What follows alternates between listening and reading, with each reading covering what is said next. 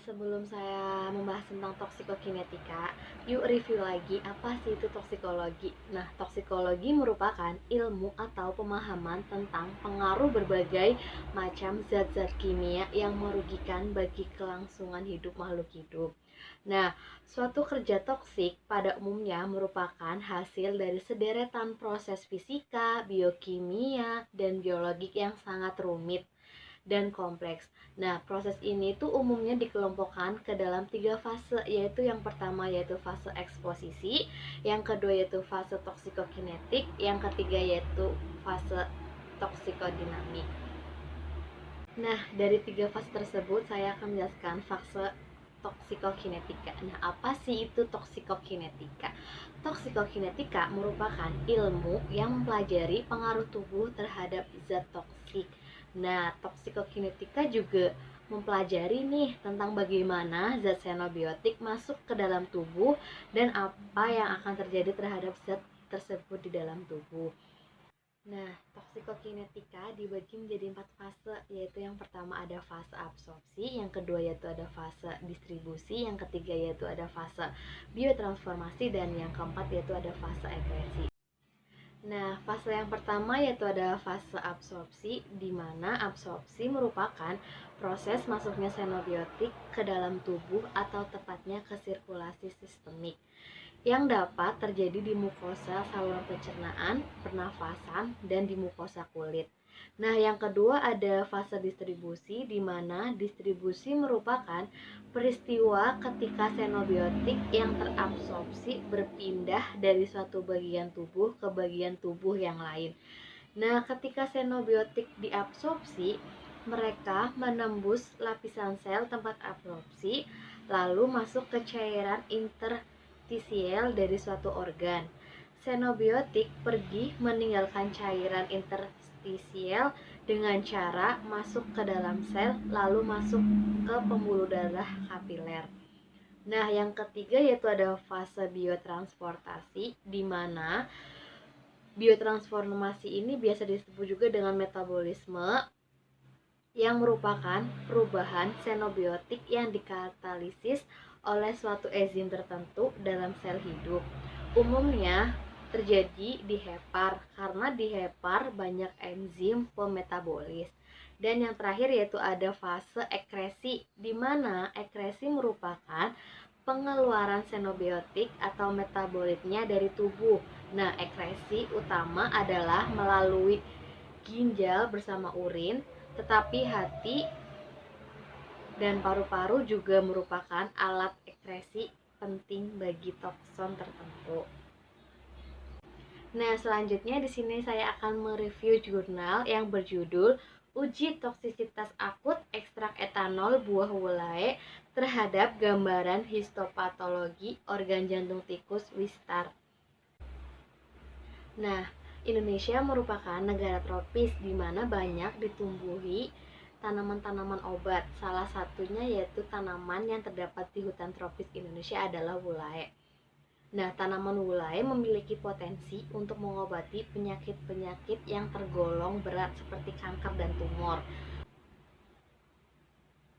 Nah, buah wulae sendiri memiliki aktivitas imunomodulatori, antioksidan, antimikroba, dan antipiretik. Di sini tujuan uji toksisitas akut adalah untuk mendeteksi adanya toksisitas suatu zat yang menentukan organ sasaran dan kepekaannya untuk memperoleh data bahayanya setelah pemberian suatu senyawa secara akut.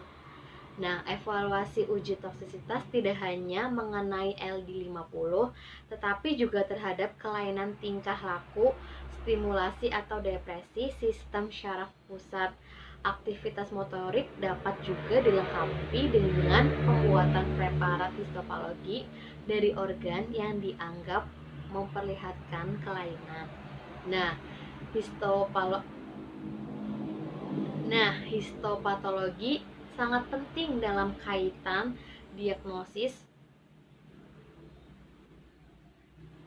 Nah, histopatologi sangat penting dalam kaitan dengan diagnosis penyakit karena salah satu pertimbangan dalam penegakan diagnosis adalah melalui pengamatan terhadap jaringan yang diduga terganggu.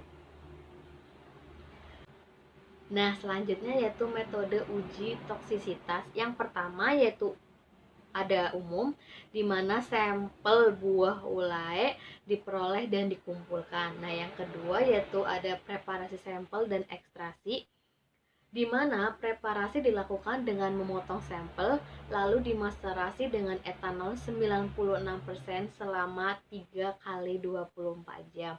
Nah, yang ketiga ada pengelompokan hewan uji, di mana hewan uji dikelompokkan menjadi kelompok perlakuan dan kelompok kontrol negatif.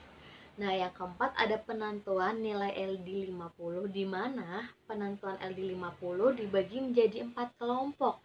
Dan selama aklimatisasi, tikus ditimbang untuk mendapatkan bobot yang konstan. Nah, yang kelima ada pemeriksaan histopatologi, di mana organ yang diambil dicuci terlebih dahulu dengan menggunakan NaCl 0,9%. Nah, yang kelima ada pemeriksaan histopatologi, di mana organ yang diambil dicuci terlebih dahulu dengan menggunakan larutan NaCl 0,9% dan difiksasi menggunakan larutan formalin 10%, lalu diamati. Nah, yang keenam yaitu ada analisis data, di mana data yang diperoleh berupa data kuantitatif dan kualitatif. Nah, selanjutnya ada hasil dan pembahasan. Yang pertama yaitu ada uji toksisitas, di mana penelitian menunjukkan dosis maksimal ekstra yaitu sebesar 500 mg per kilo berat badan. Kemudian dilakukan pemilihan jumlah dosis yang didasarkan pada kriteria penggolongan, yaitu penggolongan sediaan uji toksisitas, dan didapatkan dosis sebesar 500 mg per kilogram berat badan.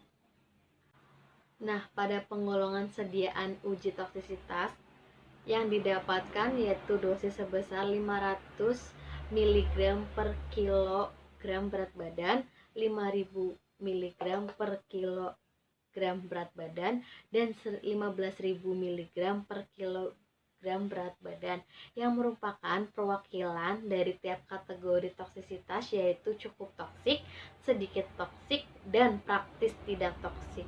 Nah, yang selanjutnya yaitu ada penentuan LD50, di mana nilai LD50 dengan menggunakan metode Reed-Muege dan didapatkan nilai LD sebesar 8.649 mg per kilogram berat badan. Nilai ini menggambarkan bahwa toksisitas ekstrak etanol buah ulai masuk ke dalam kategori praktis tidak toksik. Nah, kategori toksik ekstrak etanol buah elatior ini terlihat sesuai dengan menggunakan metode BSLT yang menyebutkan bahwa buah dari ekstrak etanol tanaman ulai ini bersifat tidak toksik. Nah, selanjutnya yaitu ada pengamatan histopatologi organ, di mana hasil histopatologi yang telah dilakukan memiliki struktur jantung yang mempunyai sel-sel dalam batas normal dan menunjukkan diskus interkalaris yang merupakan batas atau pertemuan antara dua sel otot. Nah, diskus interkalari ini terlihat seperti garis lurus yang membentuk tangga. Serat otot jantung dibungkus suatu sarkoplasma tipis yang lebih banyak corak garis memanjang, lebih jelas karena miofibril terpisah-pisah oleh deretan mitokondria.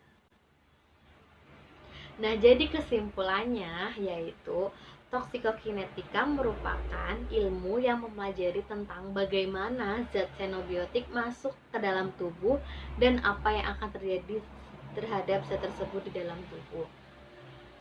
Nah, kesimpulan dari jurnal yang saya jelaskan, nilai LD50 ekstrak etanol buah wulai ini yaitu sebesar 8.649 mg per kilo berat badan, di mana kategori praktis di mana ini merupakan masuk ke dalam kategori praktis tidak toksik.